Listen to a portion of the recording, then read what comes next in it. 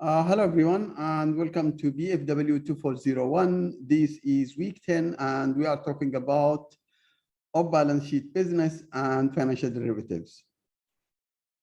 Now, the way I planned this presentation for this week is I uploaded one PowerPoint file for all the parts, and the recording will be divided into 3 parts. In the first part, we will talk about introduction, which is actually important to give you some background, but the real materials is actually in part 2, which is the off-balance sheet business, and part 3, which is the financial derivatives. Now, if you allow me, this is what actually we have, and this is week 10. So we are going to first thing I want to this is the introduction part, and actually the first thing I want to show you is that the FRS 10, which is this accounting standard, is in place, and it comes in 2014. You are not responsible about this accounting standard, but just to give you an information, there is something called the face value and the credit equivalent.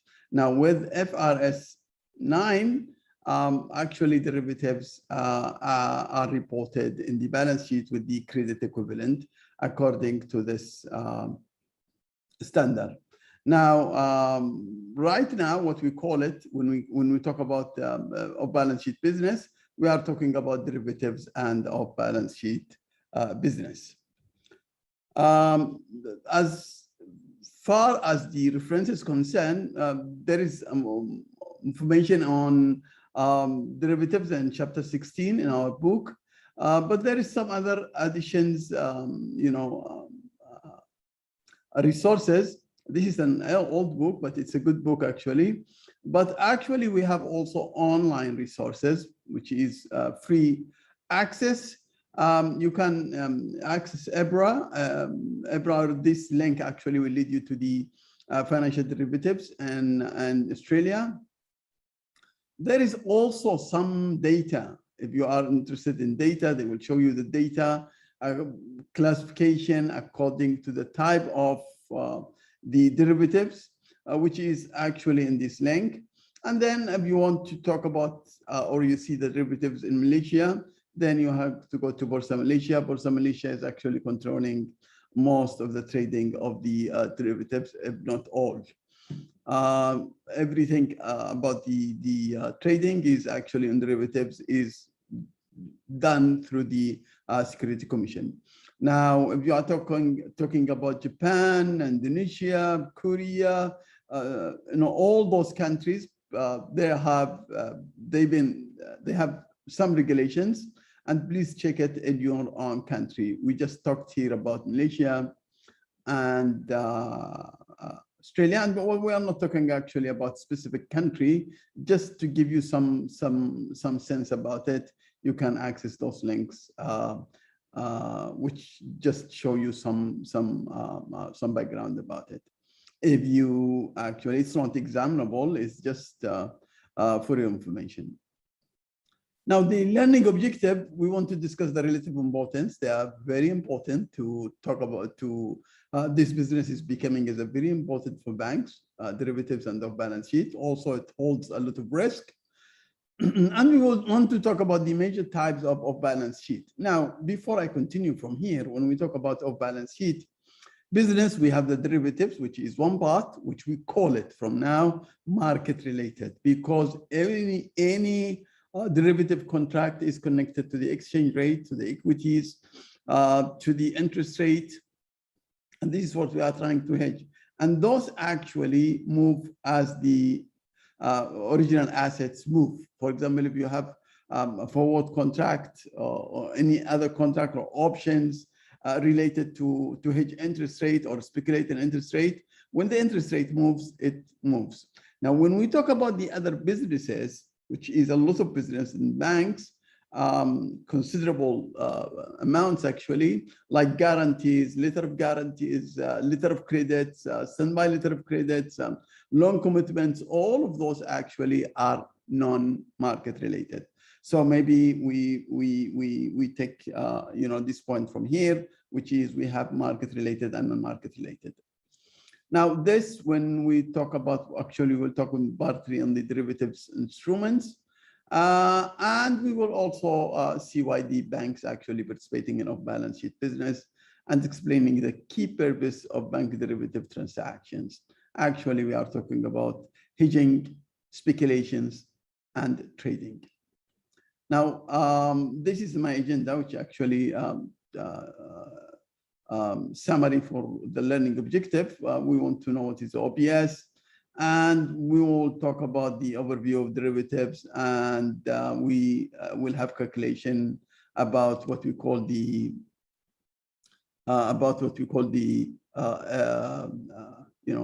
forward rate agreement, and then we will conclude. This is an old information, but it is still, even if you take the information until today, you will find the same thing. When you look at the off-balance sheet derivatives, the face value, to the on-balance sheet, so this is the off-balance sheet businesses, derivatives, you will see how much they are, comparing to the on-balance sheet. So they are actually huge, and it's 4.49%, which is 4.9 times. You are talking for about here we have 5.5, 5.6.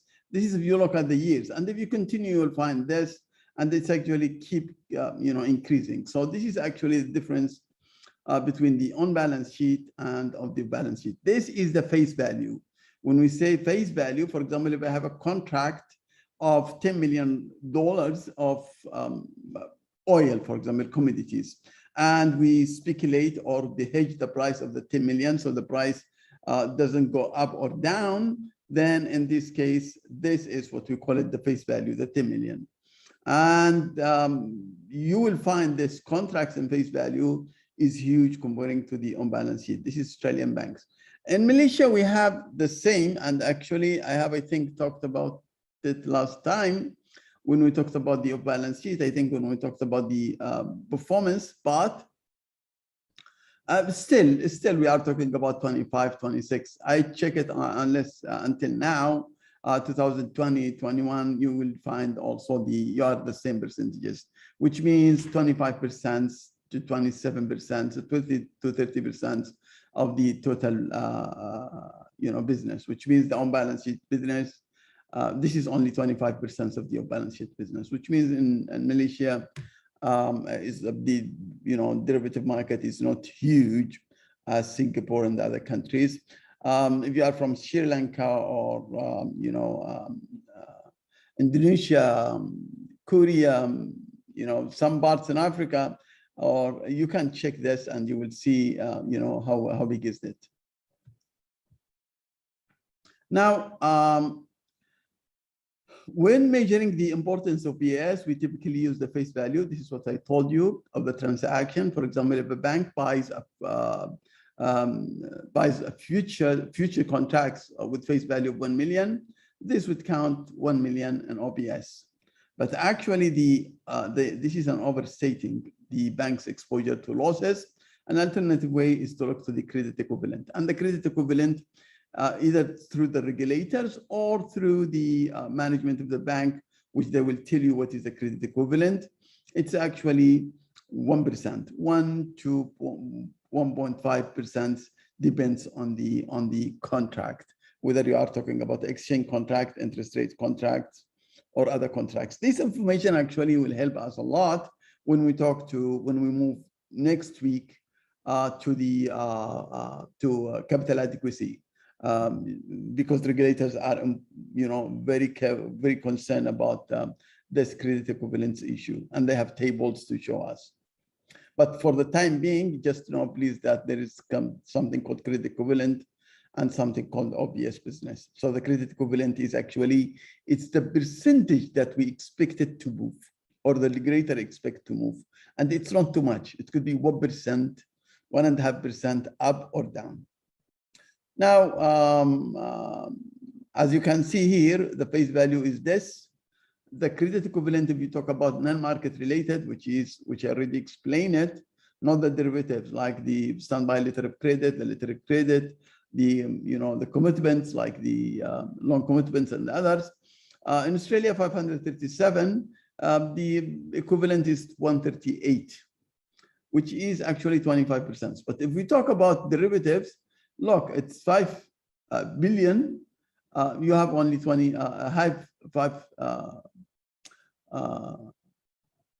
billion. You have only 105 billion. You will find only 92 billion, which is 1.8. Now, this is a very maybe interesting one, because why?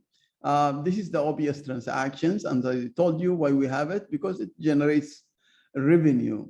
And when we talk here, please try to understand that we have OBS and we have in the same time derivatives. This is the market, non-market related, and this is what we call it market related. So here we have actually direct credit substitutes. We have what we call, this is examples like guarantees, standby letter of credit, bill endorsement, written put options. And in the,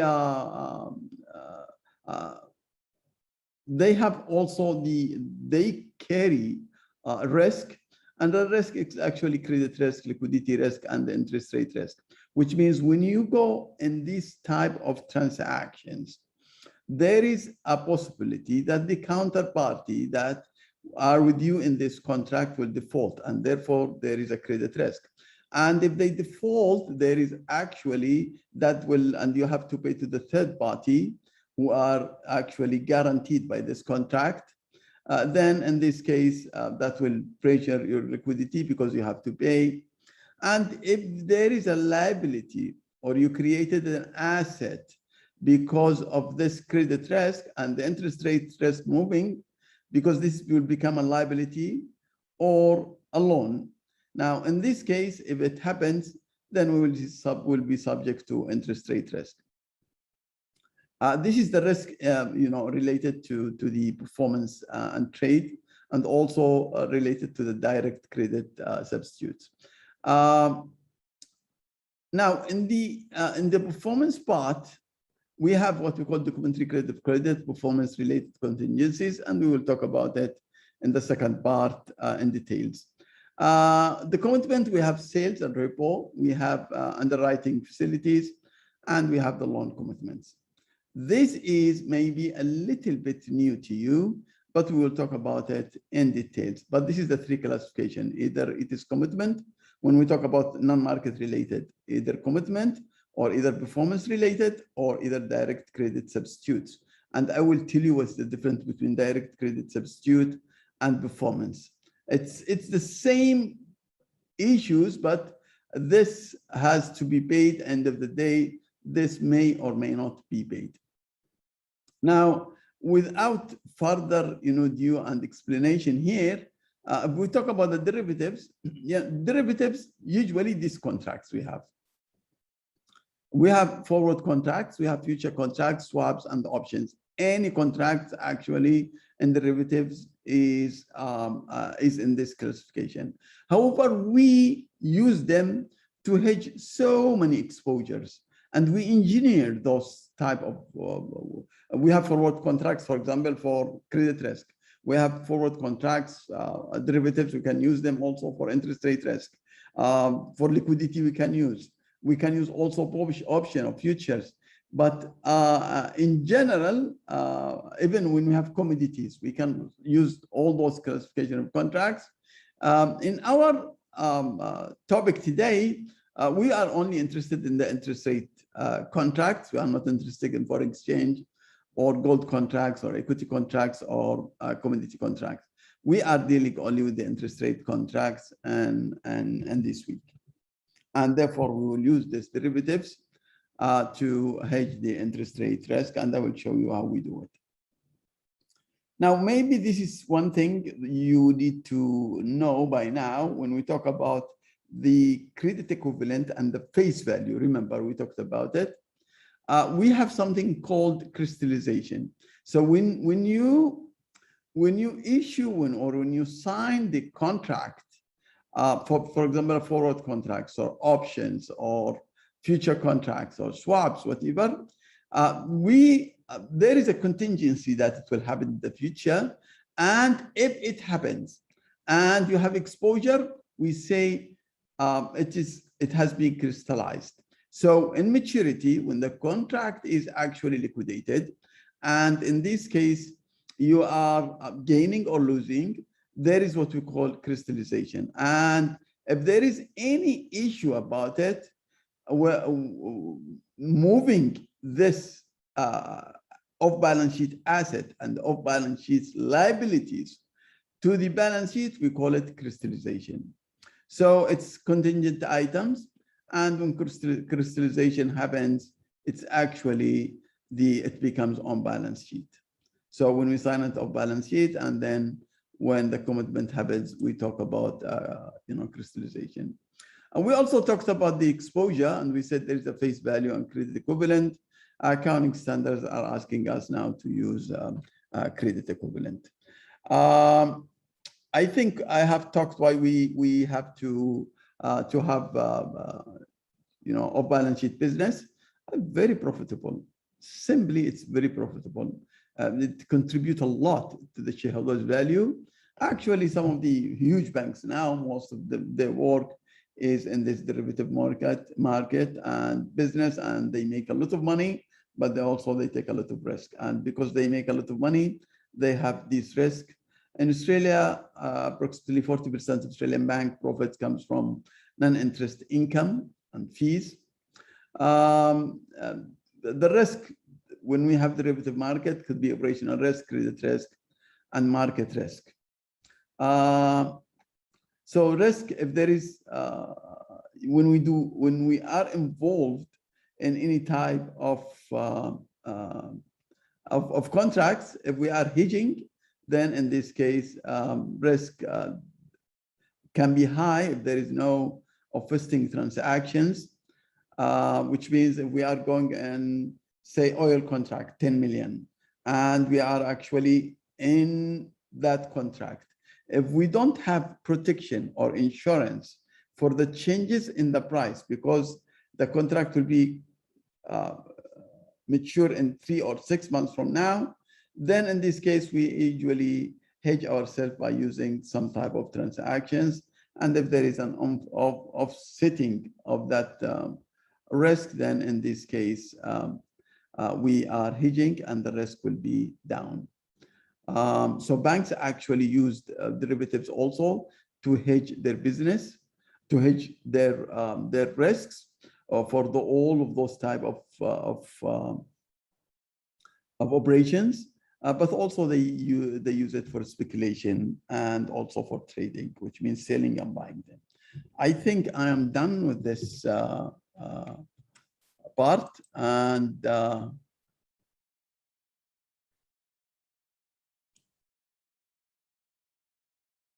this is just to add, commitments are expected to become on off-balance sheet. Crystallization of commitment, already mentioned it.